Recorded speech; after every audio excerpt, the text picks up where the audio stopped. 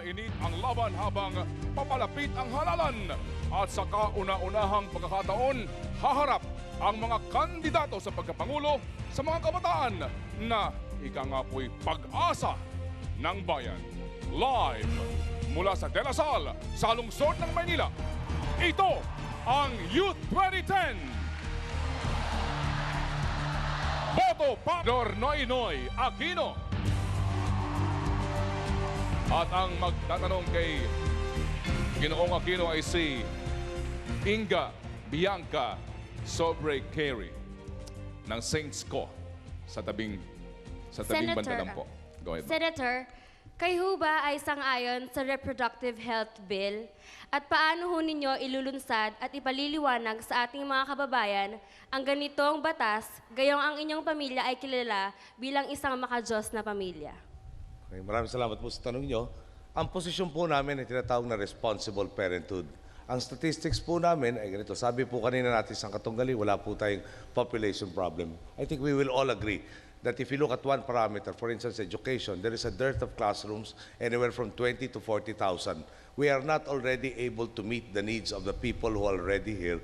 And the responsible parenthood basically says, each parent should be reminded, paalala natin sa bawat magulang, may dinala kayong anak, sa mundong ito, meron kayong obligasyon na paaralin, pakainin, may tirahan na maayos, damitan at iba pa. Hindi po pwedeng bahala na kung anong mangyayari doon sa anak. Yun lang po minumukhahin namin. Ngayon po, anong solusyon po dyan? Meron po tayong educational campaign na ipapaalala itong mga responsibilidad na ito. Yung paghuhubog ng konsensya at yung values po, inimbita natin ang bawat isang simbahan na makilahok at ibahagi yung kanilang mga pagtuturo para maliwanagan yung paghuhubog ng konsensya. Nasa atin po saligang batas na meron po separation of church and state.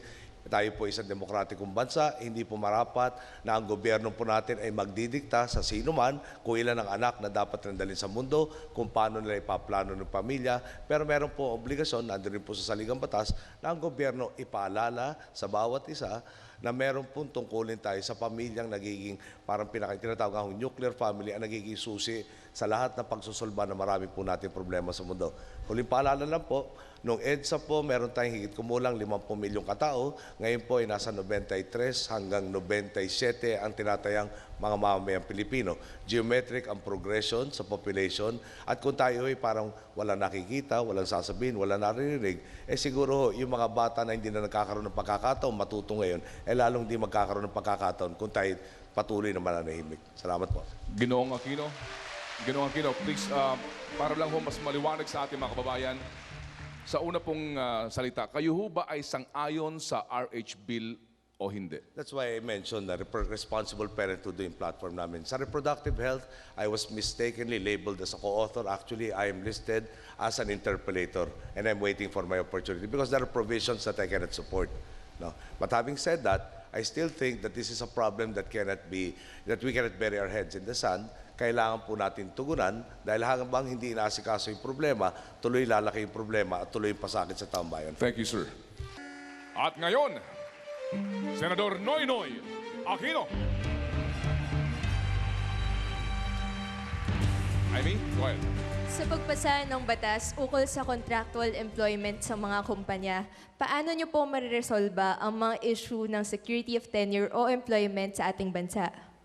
Well, yung nga akong problema contractualization does not have security of tenure. They're mutually exclusive. Tanong ako dito, meron yung contract issue po doon, yung comparative advantage natin versus other countries. No? Labor lang for the most part ang ating value added. Tapos we're pricing ourselves out of the market. Yung aming plataforma po stresses education. Yung education enhances the skills. No? The skills and the job potentials that will open up because of an enhanced and more skillful labor force hopefully will ensure the tenure and and potentials for having meaningful and dignified jobs here in the country as well as abroad. So, Ginoong Aquino, kayo ba sang-ayon sa nangyayari ngayong contractualization? Gusto kong sugpuin, no? Pero at the same time, ayoko naman hong patayin yung mga negosyong kakaunti na lang nga pong nandyan. Ang dami na pong lumikas sa ating bansa. Wala hong yung wala ho naman talagang makikita solusyon sa extreme positions. No? Saan ba yung happy compromise dito? Natutugunan yung kapakanan ng manggagawa, natutugunan rin naman yung pangangailangan ng negosyo para makakomplete sa global market. Huwag natin kalimutan, malapit na ho tayo maobliga under various treaties, magbukas ng ating mga pintuan sa diyohang mga kalakal at mga produkto. So kailangan na po tayo makalaban at yung pati sa ating domestic market ay makalaban at mangyayari po yan kung talaga nakafocus na yung isa sa panukala ko kung batas kasi paano ba natin ibalik yung konsepto na bawat kumpanya, dapat ang pananaw, hindi kayo at kami pag nagtutugon at nag-uusap ang management at labor, pero bumalik tayo doon sa tayo. Kumpanya natin to, paano natin palaguin to. Ang mga minungkahi po natin dyan yung productivity incentive para mahati nga ho sa profit sila. Thank you, sir. Carl? Sinabi niyo po sa inyong patalastas na hindi kayo magnanakaw. Pero paano naman po ang ibang opisyal? So, ang tanong ko po ay, meron na po ba kayong nagawang konkretong mga paraan bilang isang mambabatas para siguraduhing mahuli at mapanagutan ng mga ahensya o opisyal na napatunayang nagnakaw sa kaban ng bayan o naging kasama sa katiwalian? Salamat sa tanong mo. Palagay ko naman, hindi ka absent nung nandun tayo sa mga CTE hearing. Tayo nandun kasama sa impeachment. Nagtatanong tama ba yung paratang doon sa Hello Garcia, amongst other things. Kasama ako sa lahat ng impeachment for that matter. No? Tapos tinusubukan na natin iwas to yung sistema. No? Noong po sa AFP, DND na budget, pagkatagal-tagal, 1974 pa po, hindi subject to public bidding yung kanilang paggugol ng budget na yun. Isang taon po umabot ng 1.8 billion. Ang tinatayang savings is between 5 to 10%. We could have saved 180 million and devoted it to something else. Pero dulo po nun, I think I have proposed that amendment accepted into GAA for something like 9 or 10 budget seasons already. Kaya lang pinapalusot ginagawa ng paraan para magkaroon ng failure of bidding. Ang dami pa ho nating ginawa na hindi lang ho tayo nag-interesadong itaas yung sarili nating bangko. No, dahil palagay ko po, tumutugon lang ako sa pinangako ko na paglilingkod ng taong bayan, hindi ko na dapat pagmalakihan pa kung ano yung nagawa. Pero punto lang yan, I invite you to look at the record, see where I Thank you, have sir. been lacking. Next!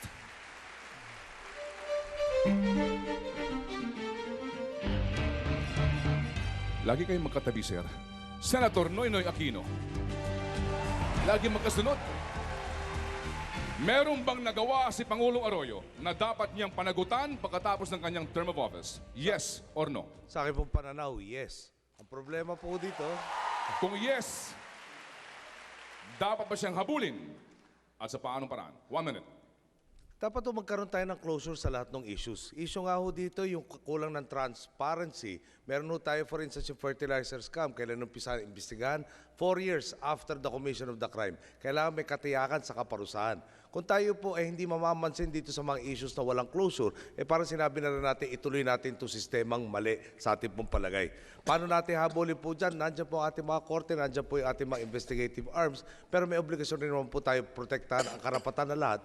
Dahil sabi nga po ng aking ama, yung pagtatanggol sa karapatan, lalo na nakalaban mo, ang talagang batayan kung may demokrasya o wala. Yun po ang hahabulin natin. Pangako ko po closure on all of the issues. Kailangan magkaroon ng resolution. Kung sino may kasalanan, kailangan may tsak na kaparusahan.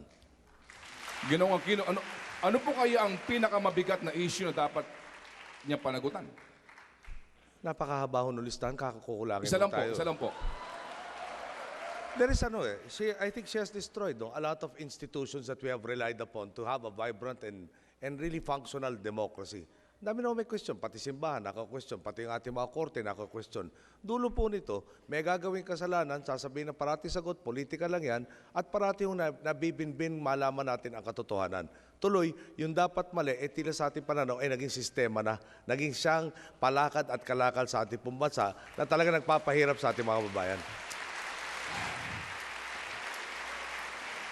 Pangatlo, party sir, 1 minute. Magandang hapon sa lahat. Maraming salamat sa pagkakataon to. Palagay ko po ang pinuno, dapat klaro ang mga posisyon sa lahat po ng issue. Mahirap pong sundan kung pabago-bago o hindi, o naliligaw, paminsan-minsan o pababaliktad ang kanyang mga desisyon. Sa katanungan, meron ba kasalanan si Ginang Arroyo? Dapat meron tayong paninindigan. Tama o mali, ikaw magdidikta sa buong gobyerno kung uusigin o hindi. Pag tayo po isasagot na nakakaba ng konti, bakit ang unang papasok sa ating kaisipan, hindi ko dedepensahan ang sagot ng isang katunggali? Bakit o depensa ka agad kung gano'n nasa oposisyon siya?